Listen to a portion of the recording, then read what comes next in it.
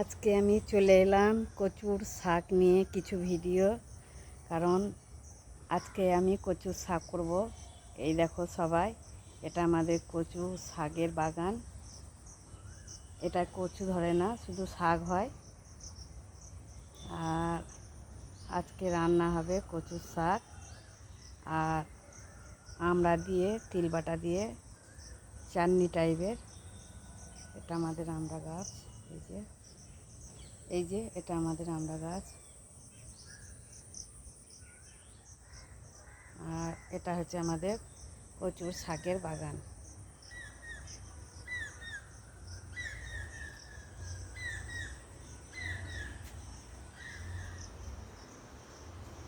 আমি এখন কচুর শাক কাটতে বসে যাব। কচুর শাক আমি কেটে নিয়েছি।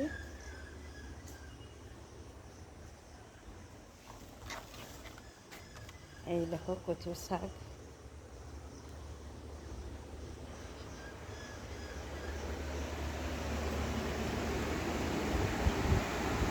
এখানটা একটু অন্ধকার,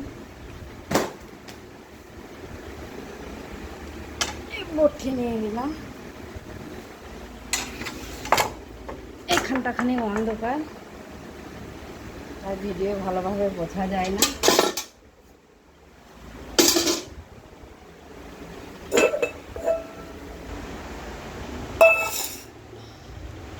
আমি এখন এই বালতি নিয়ে নিয়েছি, বালতির মধ্যে কচুর শাক কেটে রাখবো।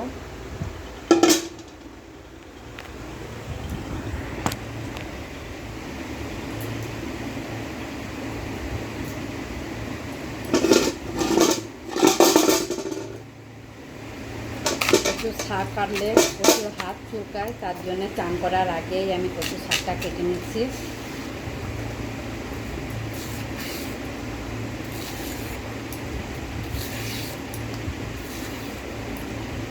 কেউ যদি কচুর শাক কাটতে না জানো, তাহলে আমার কাছে শিখে নাও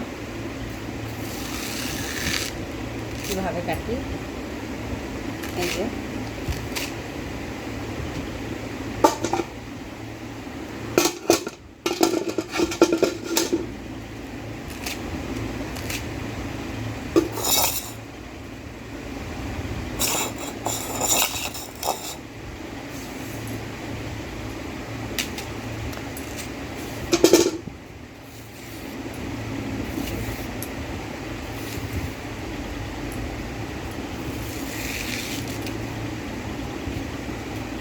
শাকটা হবে আগে সিদ্ধ করে নেব।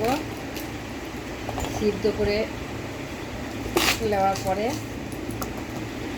আদা, রসুন, লঙ্কা, পেঁয়াজ, মুড়ি সব কিছু বেটে নেব।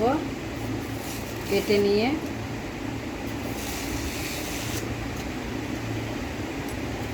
তেলে দিয়ে তাকে ভেজে নেব। ভেজে নিয়ে কচুর শাকটা দিয়ে দেবো।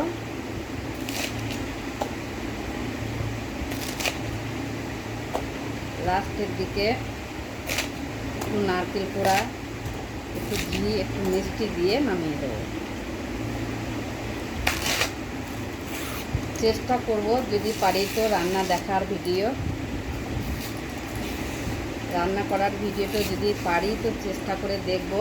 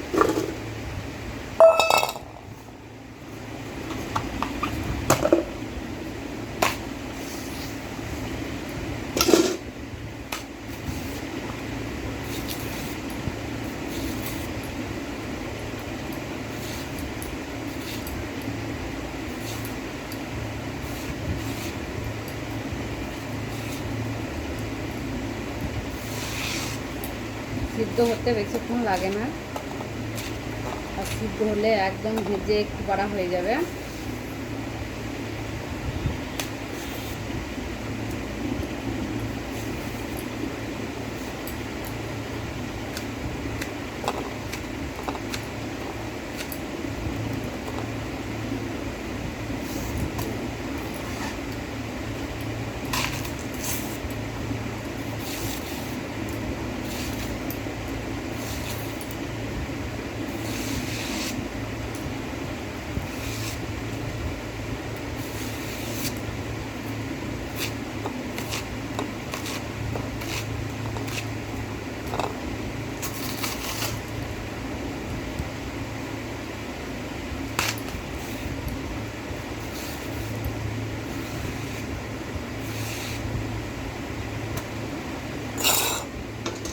শ্রাবণ মাসে এই কচু শাকটা আমরা খেতে পাই না, কারণ যতক্ষণ বাঁকারায়ের জন্মাষ্টমী না পেরোয় ততক্ষণ আমরা এই শাকটা খেতে পাই না।